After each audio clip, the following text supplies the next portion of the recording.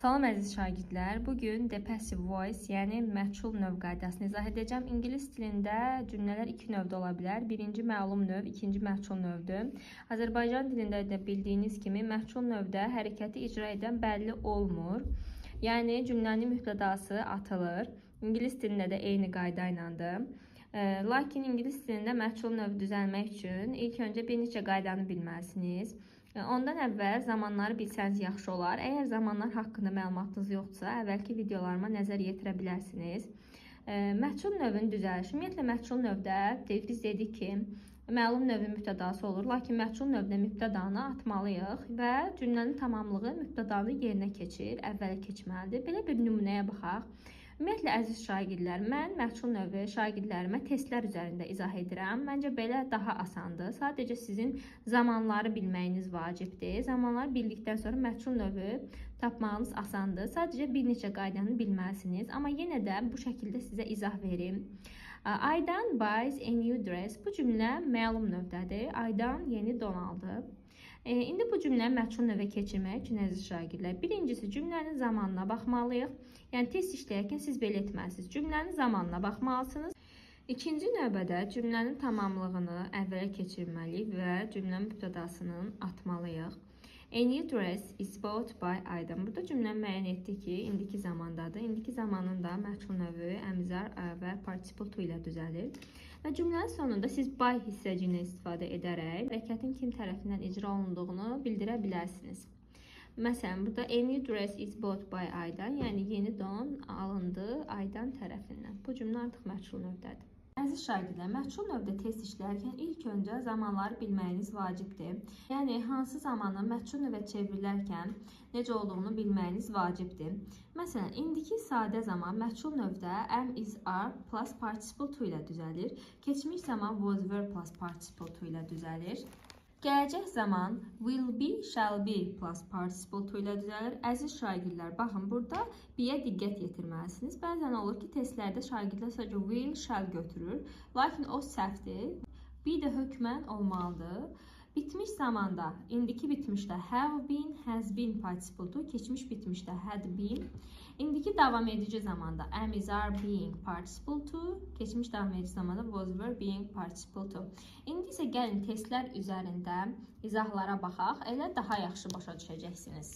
Birinci cümləyə baxırıq. Cümlənin zamanını müəyyən edirik. We elect the president for a term of 5 years. Əziz şagirdlər, baxırıq cümlənin feilinə elect. Heç bir şəkildə artırılmır. Nə idi, nə is. Demək ki, bu indiki sadə zamandadır. Biz də dedik ki, indiki sadə zamanın məchul növü am, is, are və participle to-dan düzəlir. Və cümlədə biz axtarmalıyıq am, is, are olan variantı. Baxırıq, has been-i çıxdıq, was-u çıxdıq, elect ümumiyyətlə burada çıxırıq, elected-i də çıxırıq. E variantına görə is var. Deməli, düzgün cavabımız E variantıdır. Yəni, burada siz çaşıb, məsələn, tamamlığı tapa bilməsəz və ya da mübtədanı bilməsəz ki, cümlə mübtədası hansıdır. Elə zamanı bilərək, zamanın məchul növlə necə çevrildiyini bilərək variantı taparaq yaza bilərsiniz. İkinci suala baxaq. A few pictures decorate the room. Baxırıq decorate feilinə. Yenə də cümləmiz indiki zamandadır. İndiki zamanda məchul növdə am, is, are participle to ilə düzəlir. Bir də əziz şagirdlər, baxın, məsələn, C və D variantlarını biz həmən çıxmalıyıq. Çünki cümlə məchul növdədirsə, həmən onun mübtədası atılmalıdır. Məsələn, a few pictures sözünü biz atırıq. Yəni, cümlə heç vaxt a few pictures-nə başlaya bilməz. Ona görə C və D variantlarını çıxırıq və əmizar olan variantı axtarırıq, baxırıq. A variantında yoxdur, B variantında is var ola bilər, E variantında was var, bu da ola bilməz. Deməli, düzgün cavabımız B variantıdır. Burada da indiki zamanda. Gəlin dördüncü suala baxaq. The company accepted some new projects. Accepted id şəkilçisi var. Müəyyən edirik ki, zamanımız keçmiş zamandadır. Bizə demişdik ki, keçmiş zamanın məchul növü was, were, participle to ilə düzəlir. Ona görə variantlarda was, were axtarmalıyıq. Əziz şagirdlər, yenə də baxın, cümlə the company ilə başlayıb. Variantlarda da the company sözü var. Ona görə bu variantları avtomatik çıxırıq. A və C variantlarını çıxırıq və was, were olan variantları axtarırıq. B variantında have been ola bilməz. D variantında were ola bilər. A variantında are ola bilməz. Demək, düzgün cavabımız D variantıdır. Alice wrote an essay yesterday. Əziz şagirdlər, baxırıq zamana. Wrote keçmiş zamandadır. Keçmiş zamanda da məchul növdə was və participle to ilə düzəlir. Baxırıq hansı variantlarda was were var. A variantına baxırıq var. B-də is-dir, səhvdir. C has səhvdir. D-də wrote ümumiyyətlə səhvdir.